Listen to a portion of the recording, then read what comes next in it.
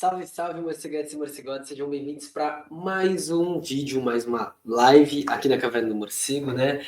Hoje a gente chega aqui para trocar uma ideia sobre o livro Kropotkin, do Kropotkin, A Conquista do Pão, livro que a gente está lendo, né?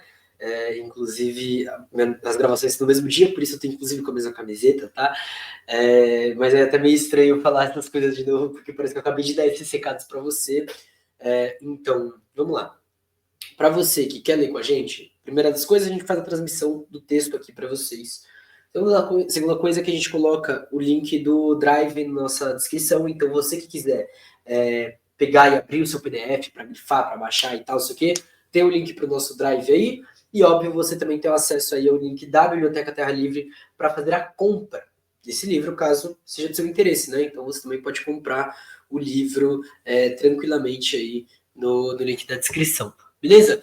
Então, a gente estava trocando essa ideia sobre a questão justamente da expropriação, então de muitos terem pouco e poucos terem muito, então de realmente a gente tem uma concentração de renda dos latifundiários, empresários e banqueiros em relação a pessoas trabalhadoras, desempregadas, pobres, expropriadas, enfim, nós, os subalternos, como eu gosto de chamar, né?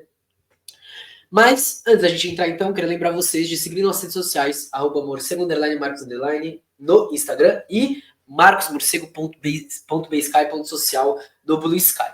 Também quero lembrar que além desse modelo de live, a gente tem episódios diferentes publicados no nosso Spotify, podcast Caverna do Morcego, como está colocado aqui, mas também no YouTube Music, enfim, nas outras plataformas de podcast aí que tem por aí, a gente tem a publicação lá, tá bom? Então você pode pegar esse outro conteúdo diferente nessas plataformas. Além disso, estamos na revista Clio Operária, que você pode pegar seja pelo site, seja pelo Instagram, seja pelo nosso canal do YouTube. Basta colocar Clio Operária que você vai achar a gente. Beleza? Show, da hora, legal. Também quero lembrar que a gente tem cupom de desconto no site da Autonomia Literária, hashtag Morcego na Autonomia, que te dá 20% de desconto em todo e qualquer produto lá, mas lembrando um recado muito importante, que nos dias 7 e 11 de maio a gente tem a Feira da Unesp com 50% de desconto. Então, às vezes, vale a pena dar uma seguradinha e fazer essa compra lá, beleza? Curtiu esse projeto? Quer apoiar a gente? Mano, vai no nosso apoio coletivo, apoia.se/caverna-morcego ou nosso Pix, podcastmorcego.com e dá essa moral financeira. É isso que mantém o nosso projeto rodando. Lembrando também, claro, curtir, comentar, compartilhar e se inscrever no link abaixo. Agora é a hora que tinha que subir um clique, like, comentário, compartilhar. E fazer os barulhozinhos para chamar a atenção de vocês. Mas é isso, não temos isso, mas vamos lá. Então hoje a gente vai falar um pouco sobre os alimentos. Essa parte, eu queria avisar vocês, ela vai ser dividida em duas, tá? Hoje a gente vai fazer os alimentos parte 1 e semana que vem a gente vem com os alimentos parte 2. Beleza? É isso. Os alimentos. Se a próxima revolução for uma revolução social, ela será diferente dos levantes anteriores, não apenas em seu propósito, mas também em seus processos. Um novo objetivo requer novos métodos. Eu acho que essa é uma das questões que a gente olha, inclusive, para as revoluções socialistas, tá? Vai dar uma mudada. Os 3 grandes movimentos populares que vimos na França durante um século diferem um dos outros em muitos aspectos. E, no entanto, todos eles tentaram derrubar alguma coisa em comum. O povo luta para derrubar o antigo regime, derramando seu sangue precioso. Depois de estremecer o jugo, ele recua para as sombras. Formou-se um governo composto por homens mais ou menos honestos e se encarregaram de organizar a República em 1793. O trabalho em 1848 e a Comuna Livre em 1861. Imbuído de ideias jacobinas, esse governo preocupa-se principalmente com questões políticas. Reorganização da máquina política, limpeza da administração, separação entre igreja e Estado, liberdades civis e assim por diante. É verdade que os clubes de trabalhadores acompanham os novos governantes e frequentemente eles impõem suas ideias. Mas mesmo nesses clubes, sejam os oradores, burgueses ou operários, é sempre a ideia burguesa que domina. Falam muito sobre questões políticas, mas esquecem-se da questão do pão. Olha. Grandes ideias foram emitidas naquela época. Ideias que agitaram o mundo. Palavras foram ditas há um século, ainda fazem nossos corações bater mais forte. Mas faltava pão nos bairros periféricos. Assim que a Revolução estourou, o trabalho ficou, inevitavelmente, suspenso. A circulação de produtos parou. O capital escondeu-se. O patrão não tinha nada a temer naquela época. Vivia de suas sendas, especulava sobre a miséria, mas o assalariado viu-se seduzido a viver dia a dia. A fome estava no horizonte. A miséria estava surgindo. A miséria tal como havia sido vista no antigo regime. São os girondinos que nos fazem morrer de fome, diziam-se nas periferias parisienses em 1793. E os girondinos foram guilhotinados. Plenos poderes foram dados à montanha, à Comuna de Paris. A Comuna, de fato, estava pensando no pão. Ela estava fazendo esforços heróicos para alimentar Paris. Elion, Fouché e Cola d'Herbois, não sei falar francês, tá? Criaram os celeiros da abundância, mas apenas pequenas quantias estavam disponíveis para preenchê-los. Os municípios lutavam para obter trigo, enforcaram os padeiros que monopolizavam a farinha, e mesmo assim faltava-se pão. Então foram atrás dos conspiradores monarquistas, guilhotinando 12 a 15 diariamente, servos e duquesas, especialmente servos, já que as duquesas estavam em Koblenz. Mas ainda que estivessem guilhotinados 100 duques e viscondes, a cada 24 horas nada teria mudado. A miséria estava aumentando. Já que sempre tinha que ganhar salário para viver e o salário não vinha, o que 1000 cadáveres poderiam fazer? Então o povo começou a se cansar. Está indo bem, sua revolução, sussurrou o ressoar dos ouvidos dos trabalhadores. Você nunca esteve tão infeliz. E aos poucos o rico se tranquilizava, saía do seu esconderijo, provocava os misérios com seu luxo pomposo, vestiu-se moscadinho e disse aos operários: Vamos, chega de bobagem, o que você ganhou com a revolução? É hora de acabar com isso. E aí eu queria dizer um aspecto importante, né, dessa análise, que isso realmente acontece. E é uma das discussões dentro da revolução, por exemplo, venezuelana, né? E por isso que a aliança com a MST das comunas venezuelanas foi tão importante, porque se busca justamente retomar a produção, ou seja, trazer a alimentação, olhar e falar, caralho, bom, a gente vai acabar com a fome. Que é o que Cuba faz durante o seu processo revolucionário, né? E justamente os momentos de mais dúvida com relação a esse processo são os momentos de crise, principalmente nesse sentido, de que nem isso dá certo. E com o coração pesado, no fim da paciência, o revolucionário dizia a si mesmo: a revolução se perdeu novamente. Ele voltou para seu casebre e caiu na inércia. Então a reação surgiu com altivez, completando seu golpe de Estado. Com a morte da revolução, tudo o que ela tinha a fazer era pisotear o cadáver. E o pisoteavam, derramavam-se torrentes de sangue, o terror branco abateu as cabeças, povoou as prisões, enquanto as orgias do submundo retomavam seu curso. Esta é a imagem de todas as nossas revoluções. Em 1848, o operário parisiense estava colocando 3 meses de miséria a serviço da República. E, ao cabo de 3 meses, incapaz de aguentar mais, fez seu último esforço desesperado, esforço afogado em massacres. E, em 1871, a Comuna estava morrendo por falta de combatentes. Ela não se esquecerá de decretar a separação entre a igreja e o Estado, mas pensara tarde demais em garantir pão para todos. E vimos em Paris o Hautgong, os engomados, insultarem os federados e dizendo-lhes: Vamos, imbecis, morram por 30 moedas enquanto iremos festejar num restaurante elegante. Compreendemos o erro nos últimos dias. Eles fizeram sopa comunitária, mas já era tarde. Os Versalhes já estavam nas muralhas. Pão! A revolução necessita de pão! Deixe que os outros se encarreguem de publicar circulares com uma prosa brilhante. Deixe que ponham todos os distintivos que seus ombros possam suportar. Deixem que outros finalmente façam discursos sobre liberdades políticas.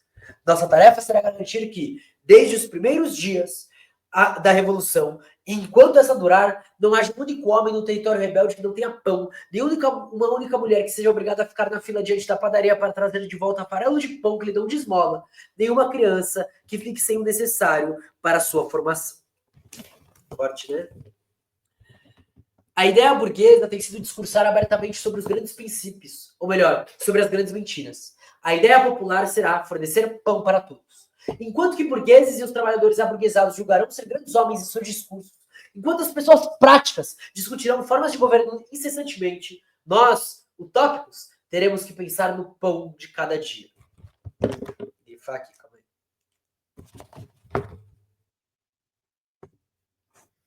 Temos a audácia de afirmar que todos devem e podem comer à vontade, que é por meio do pão para todos que a revolução triunfará.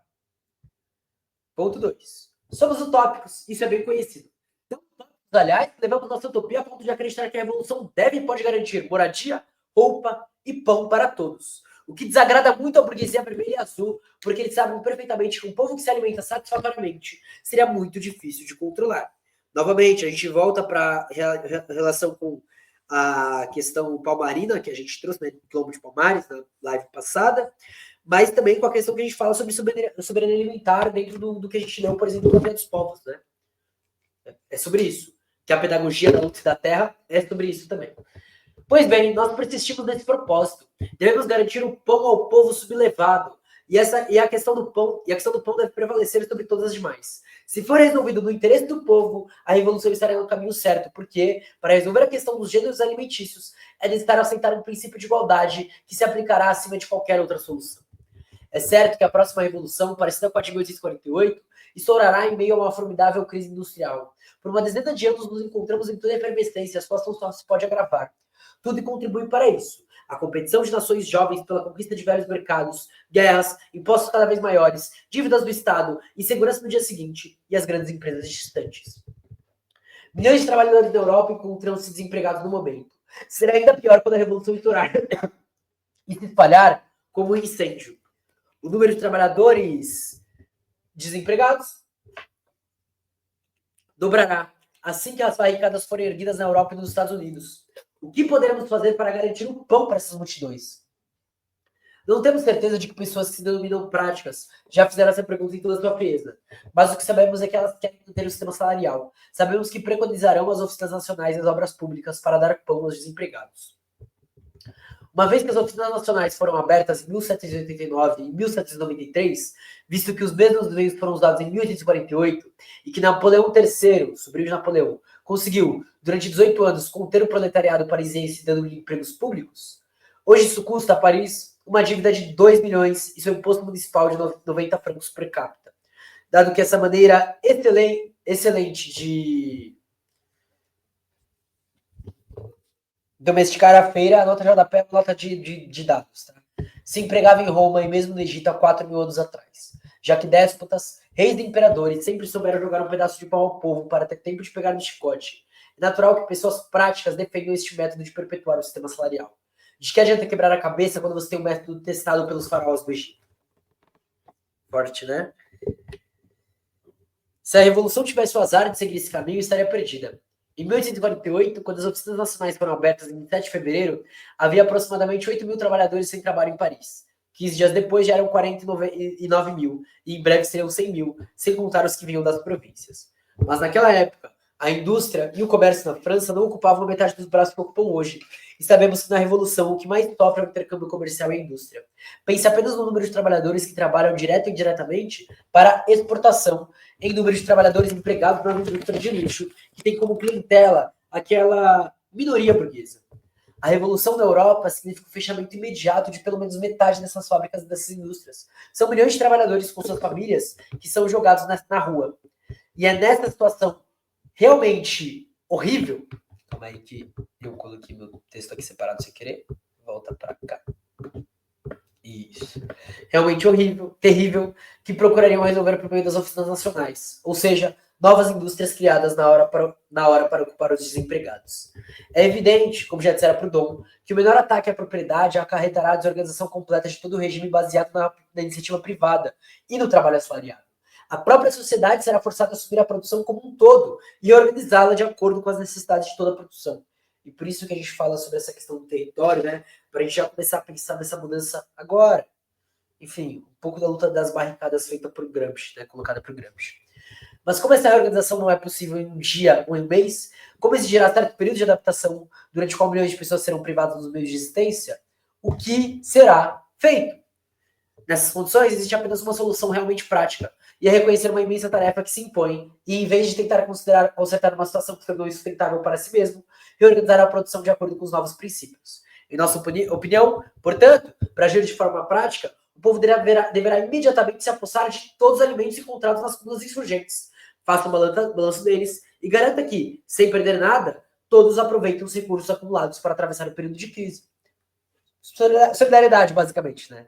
E durante esse tempo, terá que estabelecer um acordo com os operários da fábrica, oferecendo-lhes a matéria-prima que lhes falta e garantindo-lhes a existência por alguns meses para que produzam o que o agricultor precisa.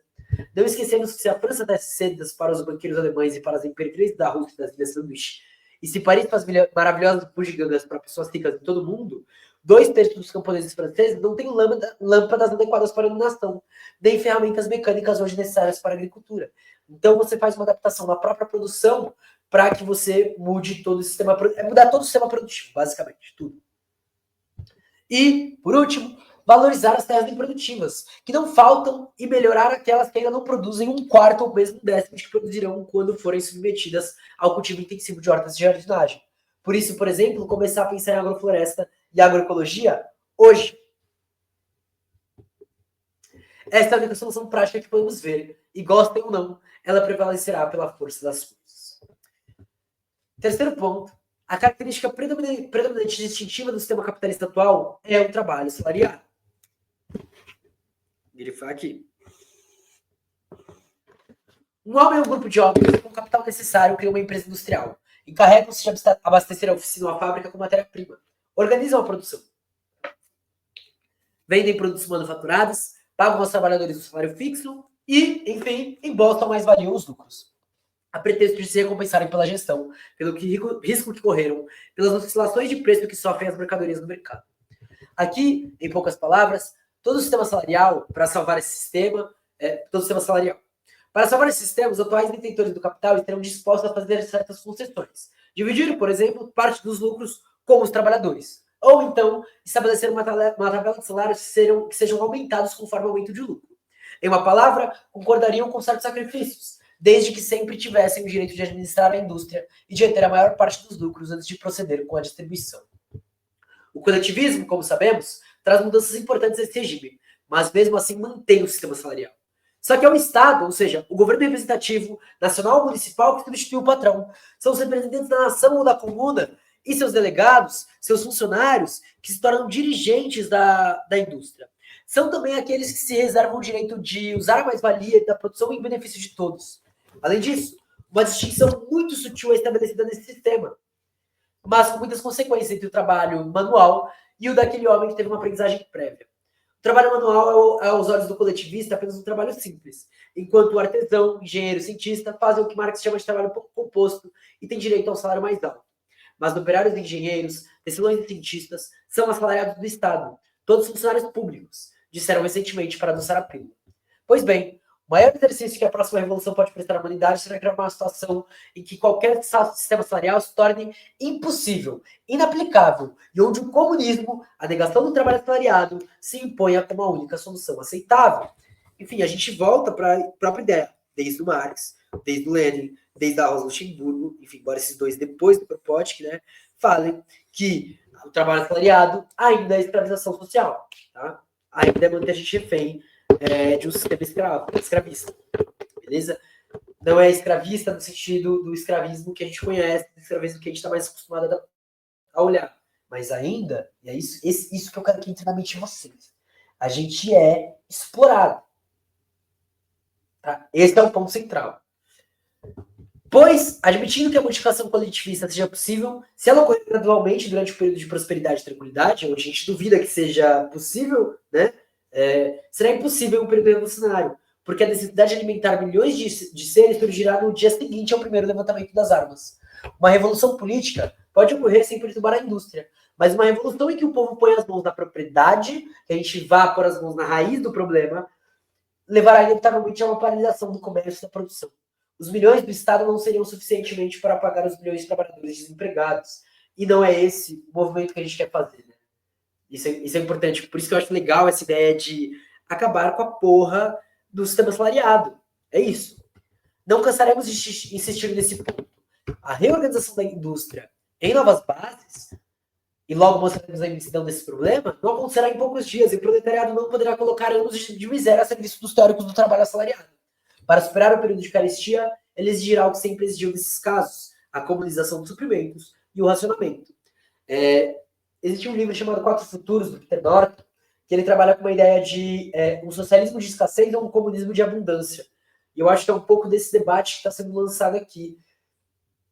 O legal é observar, por exemplo, essa relação da própria construção de agrofloresta, por exemplo, e da agroecologia, que a gente começa a desenhar algo que pode superar isso que a gente tem hoje antes, né? É como se o novo estivesse se preparando para nascer, tá ligado?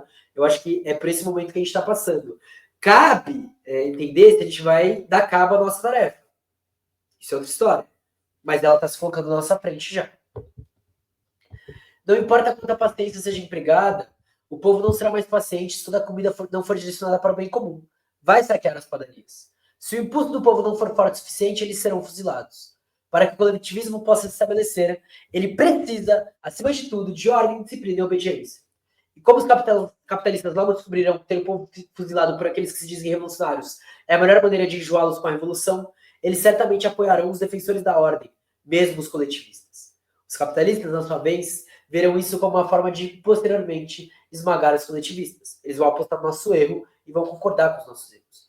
Se a ordem for restaurada dessa maneira, as consequências serão fáceis de prever. Não nos limitaremos a disparar contra os saqueadores. Será preciso buscar os autores da desordem, restabelecer os tribunais, da guilhotina, os revolucionários mais ardentes subirão no cadafalso. Será novamente 1793. E talvez aqui a gente tenha uma resposta interessante, tá? Que a resposta à ideia punitivista e perseguidora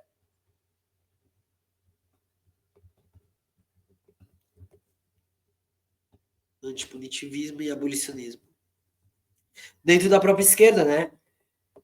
Porque é pensar de, tipo, como que a gente previne, por exemplo, do que o Lenin gosta de falar, dos oportunistas. Ou como a gente previne que a gente tenha um movimento burocratizado totalmente contraditório dentro dessas instâncias de poder quando a revolução acontecer, que é o caso do que aconteceu na União Soviética. Tá aí. Esse é um dos passos. Tá aí uma das soluções. Por isso que eu falo, né? Sou marxista? Sou marxista. Mas eu vou ler os anarquistas. Que a gente tem opiniões diferentes, a gente tem ideias diferentes, a gente tem coisas que vão se somando. É isso. Não nos esquecemos de como a reação triunfou no século passado. Primeiro guilhotinaram os hermetistas, os enragés. Aqui em Migne, lembrando recentemente das lutas, chamava de anarquistas. Ó. Os dantonianos não demoraram a segui-los e quando os robespierristas guilhotinaram esses revolucionários, foi a vez deles irem para o cadafalso. Então o povo desgostoso, vendo a revolução perdida, deixou os reacionários irem. Eles sobram sempre. Né? Se a ordem for restaurada, dizemos, os coletivistas guilhotinaram os anarquistas, os possibilistas guilhotinaram os coletivistas, e finalmente eles próprios serão guilhotinados pelos reacionários. A revolução terá que começar tudo de novo. Mas tudo sugere que o impulso do povo será forte o suficiente que quando a revolução acontecer, a ideia do comunismo anarquista terá ganhado terreno. Não é uma ideia inventada, são as próprias pessoas que nos ensinam, e o número de comunistas aumentará à medida que a impossibilidade de qualquer outra solução se torna mais evidente. E eu acho que isso daí é legal, tá? Porque ele está colocando que não é uma ideia inventada. Ou seja, não vem da ideia. As próprias pessoas nos ensinam. O próprio movimento prático das coisas mostra isso. E, com o tempo, a gente vai ter mais comunistas simplesmente porque a possibilidade não vai ser mais o fim do mundo, né, como tem no realismo capitalista. Mas a única possibilidade vai ser fora do capitalismo, o fim desse sistema. É meio que para isso que a gente quer caminhar. E se o impulso for forte o suficiente, os negócios tomarão um rumo totalmente diferente. Em vez de saquear algumas padarias, embora mesmo que isso signifique jejuar no dia seguinte, as pessoas da cidade rebelde se apoderarão dos celeiros, matadouros, depósitos comestíveis, em suma, de todos os alimentos disponíveis. Os cidadãos de boa vontade, farão imediatamente um inventário de tudo que estará, do que estará em cada armazém, em cada celeiro. Em 24 horas, a comunidade rebelde saberá o que Paris ainda não sabia hoje, apesar de ter os comitês de estatística, o que nunca soube durante o cerco, são as provisões. Em 48 horas, milhões de cópias de tabelas já terão sido feitas de todos os alimentos. Os locais não serão armazenados e os meios de distribuição. Em cada quarteirão, em cada rua, em cada bairro, serão organizados grupos de voluntários, os voluntários dos alimentos. Les volontaires des res, que saberão compreender e acompanhar o seu trabalho. Que as baionetas jacobinas não se interponham, que os chamados teóricos não venham embaralhar nada. Ou melhor, que embaralhem o quanto quiserem, desde que não tenham o direito de comandar.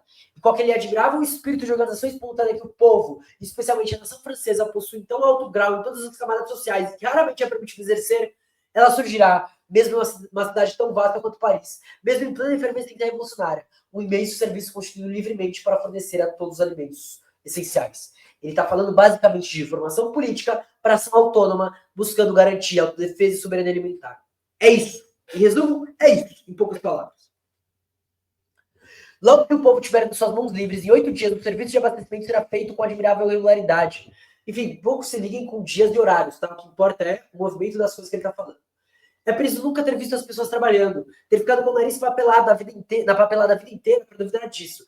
Inclusive, quem já trabalhou e teve que fazer coisas mais autônomas assim, principalmente em assentamentos, em comunidades, nas próprias quebradas que a gente mora, sabe o que é isso, mano? A gente olha e fala, beleza, quem vai fazer tal coisa? Tá bom, você faz tal coisa, tal coisa, tal coisa. Pô, tá bom, e se a gente fizesse assim para fazer tal, foi, ouro. Falem sobre o espírito organizador desse grande desconhecido. O povo, para aqueles que o viram em Paris durante os dias da barricadas ou em Londres, durante a última grande greve, quando tiveram que alimentar 1.000 milhões de famintos e eles não contarão o quão superior é a inépcia dos senhores burocratas. Basta olhar, por exemplo, o que foi a distribuição de alimentos feita por vários movimentos sociais durante a pandemia. Ou o que foi a luta do povo dos movimentos sociais, e eu falo de movimentos sociais justamente porque a gente está falando de pessoas que formam esses movimentos sociais, né? Mas o que foi no Rio Grande do Sul, por exemplo, durante aquela catástrofe que o governo não fez porra nenhuma. Muito pelo contrário, foi um dos que ajudou a provocar aquilo lá, né? Além disso, se suportássemos 15 dias ou um mês certa desordem parcial e relativa, não teria muita importância. Para a massa das pessoas sempre terá um melhoramento do que as suas condições antigas. E, além do mais, no tempo da Revolução, todos jantam satisfatoriamente um pouco de pão e queijo, enquanto ansiosamente discutem os eventos do dia. Em todo caso, se surgisse espontaneamente, sob a pressão das necessidades imediatas, seria infinitamente preferível a qualquer outra coisa que pudesse ser inventada entre quatro paredes, no meio de livros, ou nos escritórios do Hotel de Ville, que é a administração municipal oficial da democracia burguesa lá de Paris. Bom, esse é o começo desse texto. A gente vai parar por aqui, então esse segundo episódio é um episódio menor, já que a gente vai dividir em duas partes. A parte maior vai ficar para a próxima live, para a semana que vem, tá? Mas é isso, a gente vai estar discutindo então um pouco dessa questão da alimentação e da comida. Eu já gostei dessa perspectiva do Propote, muitas coisas, enfim, para refletir aqui, tá bom? Mas é isso, a gente se vê então semana que vem. Ainda vai ter um videozinho essa semana sobre lei de drogas, enfim, em breve. Deve sair quarta, 8 horas da noite, tá? Acho que a gente vai tentar padronizar tudo para sair segunda, terça e quarta, 8 horas da noite. E quando não for episódio de podcast, vai ser vídeo. Quando for vídeo, vai ser episódio de podcast. A gente vai tentar formular algo assim, tá bom? Mas eu aviso vocês. É isso. Queria agradecer muito a presença de geral. Muito obrigado pela força. Não esquece de curtir, comentar, compartilhar e mandar para geral. E apoiar a gente financeiramente. A gente se vê então semana que vem. Até mais. Um grande beijo. Tchau!